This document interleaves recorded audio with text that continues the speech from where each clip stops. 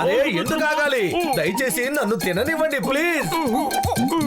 నన్ను కూడా bubble gum తినేవ్వండి. ఇప్పుడు చూడండి ఎంత బబుల్ గమ్ పెద్దదాన్ని ఊదుతాను.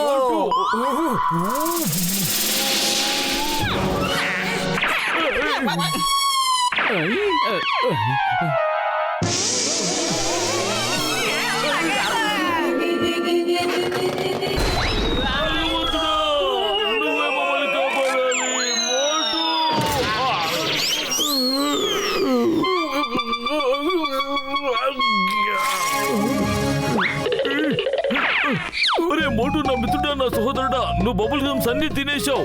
వాటికి ఉన్న కెమికల్ అంతా నీ నోటికి అంటుకుపోయింది. ఇక మీదట నువ్వు ఏమాత్రం నోరు తెరిచినా అప్పుడు బబుల్ గమ్ బాంబ్ బయటకు వస్తుంది మిత్రమా.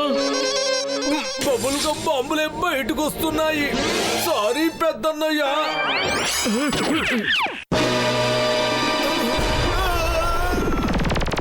ఇంకా తినే 2 గుప్పెళ్ళలో నువ్వు తీసుకుని మొత్తం మింగేసాయి. అరే చేతులు కాలిన తర్వాత ఆకులు పట్టుకోవడం అనేది దీన్నే అంటారు. అరే ఇక్కడ ఆకులు ఎక్కడున్నాయి? పైగా చేతులు కాలటానికి నిప్పు కూడా ఎక్కడా లేదే. మోటు, నా ప్రాణమిత్రుడా, నా సహోదరుడా, నువ్వు వెంటనే ఈ ల్యాబ్ లో నుంచి బయటికి వెళ్ళు. నేను యాంటీడోట్ తయారు చేసేంత వరకు నువ్వు పొరపాటు కూడా ఈ ఇంటి వైపు కన్నెత్తి చూడొద్దు. ఇప్పటికే నువ్వు నా ల్యాబ్ ని చెత్త గుంపులా తయారు చేశావు. వెళ్ళు. మోటు, మర్యాదగా ఏడవడం ఆపు. సింగం గారి దగ్గరకు వెళ్ళి ఆయన హెల్ప్ తీసుకుందాం మనం. డాక్టర్ జట్కా ఇప్పుడు నీకు ఏ రకంగానూ హెల్ప్ చేసే మూడ్ లో లేడు. మోటు పత్రులు ఎలా ఉన్నారు? రండి, కూర్చోండి కూర్చోండి కూర్చోండి కూర్చోండి కూర్చోండి కూర్చోండి.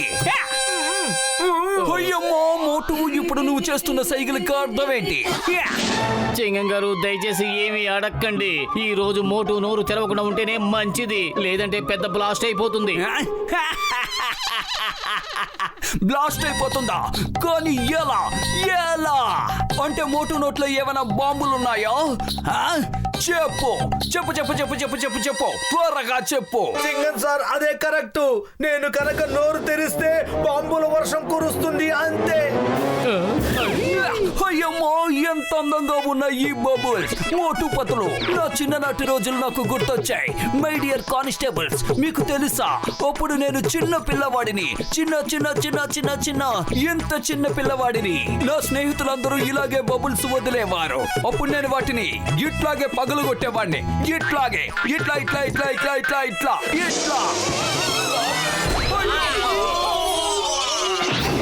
సింగం గారు, మీకేమీ దెబ్బలు తగలేదు కదా?